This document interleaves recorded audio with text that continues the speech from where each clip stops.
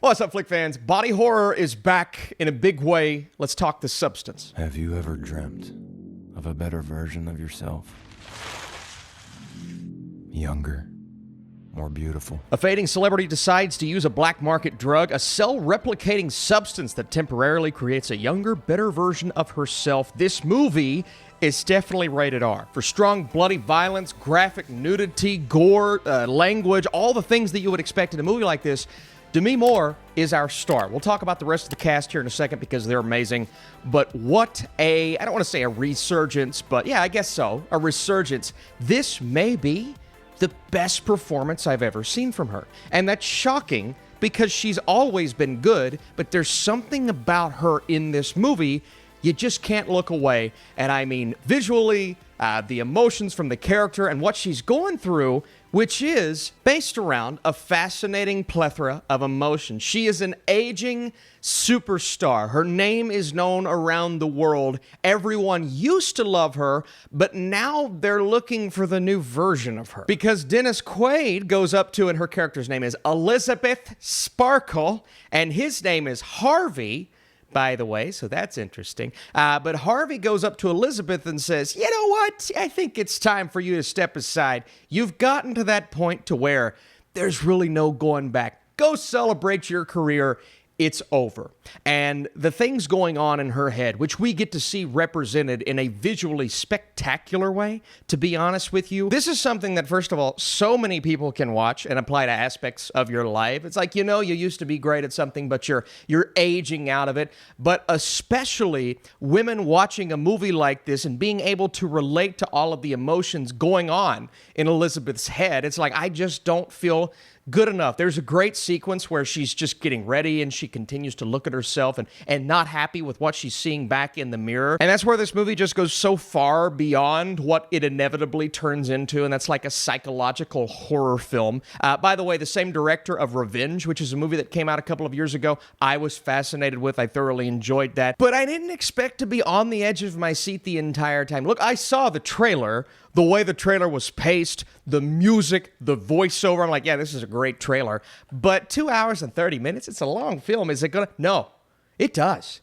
And this didn't feel like 2 hours and 30 minutes. It felt like an hour 45, which is a good thing because we are really hooked on this story. When Elizabeth decides she wants to take this black market thing, which is scary because you don't know what's going on there. What the fuck is this? By the way, I understand it's the entire point of the film and it wouldn't exist without this decision, but wouldn't you sit back and go, I don't know if I trust that. Let's see some studies on it. But you know what? She's desperate, so that's fine. It makes the movie what it is. She decides to take it, and what happens is she gets to be this younger, sexier, better version of herself for 7 days, yet for the next 7 days after that, she has to go back to being Elizabeth Sparkle, and that life's just not as good. But then the next 7 days, she can be the younger, sexier version of herself again. And that cycle continues, and she thrives in it if you follow the rules. But if you don't follow the rules, things start to get a little crazy, and, I mean, it's not a spoiler. Of course, not all the rules are going to be followed. Austin, I can't believe that. Well, you ever seen a movie? Now, I don't want to forget about Margaret Qualley as Sue. Sue is that alternate version. Everything about her is perfect. She looks at herself in the mirror and realizes, all right, this is where I want to be right now. She takes over Elizabeth Sparkle's role, thrives, but there's this hyper-reality feel to this movie to where characters, they're outlandish, they're ridiculous, over the top. The prime example is Dennis Quaid, who is just amazing in this role. At first, you're like, yeah, this guy, I don't know if he would actually exist in reality. But the more it goes, even though that reality is slightly altered, it's the world that we're living in the movie, suspension of disbelief. I think they play by their rules beautifully here, so I didn't have a problem with it.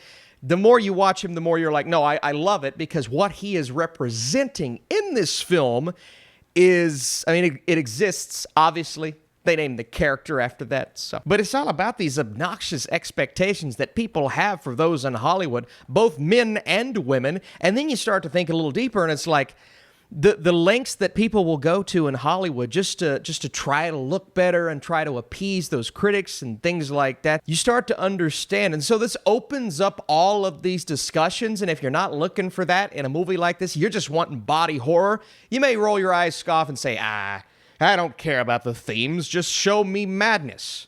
Oh, don't worry.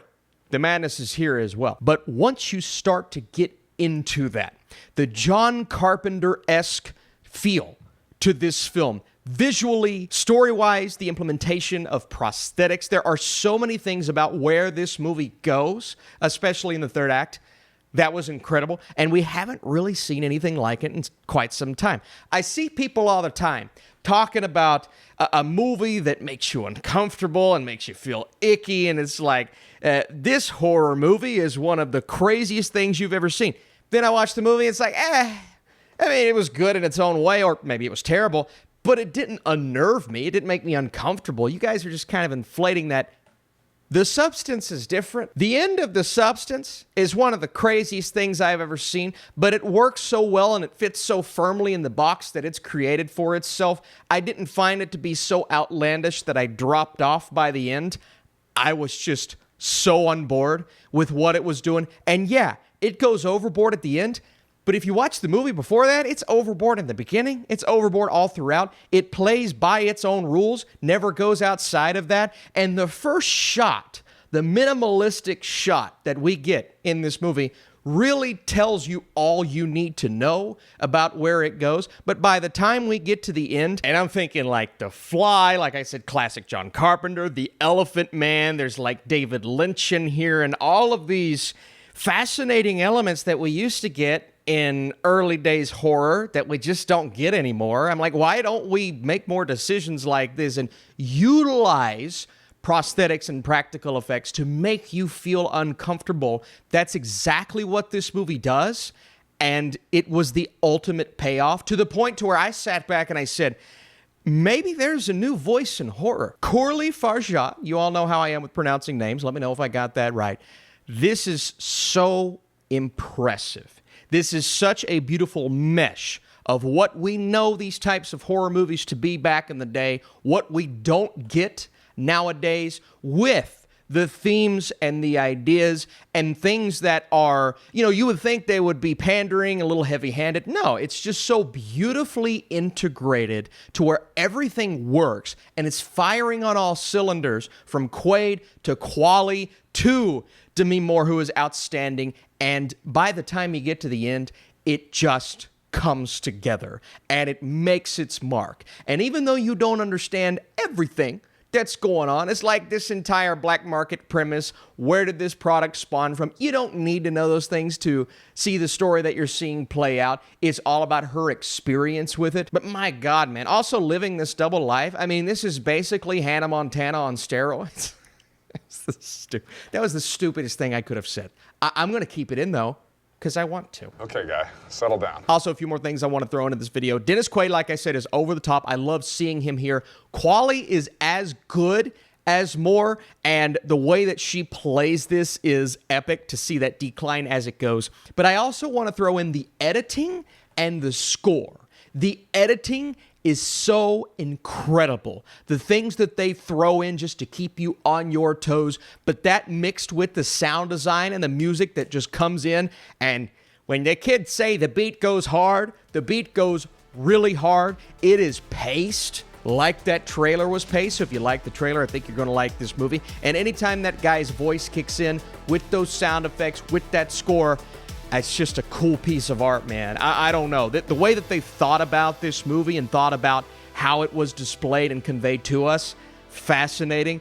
And again, the word I'm using, unique. It made it really unique. Look, I don't want to say too much more because this is one that I think you all should experience for yourselves. Maybe it won't scare you like you're expecting, but it'll unnerve you, make you feel uncomfortable. And if you like these classic movies that I'm about to compare it to, then I believe you're going to be on board for this. So before I give you my score, thanks for watching. If you like these horror reviews, drop that thumbs up and let me know what movie you'd like me to review next, and I'll be back for Transformers tomorrow. Also, we'll talk about this on the Movie Mode podcast. The Substance brilliantly weaves together an incredible concept, bold performances, phenomenal body horror, and a terrifying third act to make it one of the more unique experiences of 2024. The end result is an unnerving piece of art that utilizes practical effects beautifully, shades of The Elephant Man and The Fly.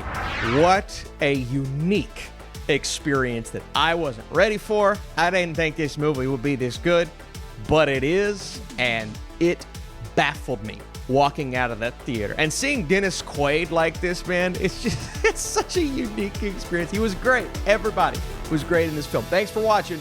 I'll see you in the next video.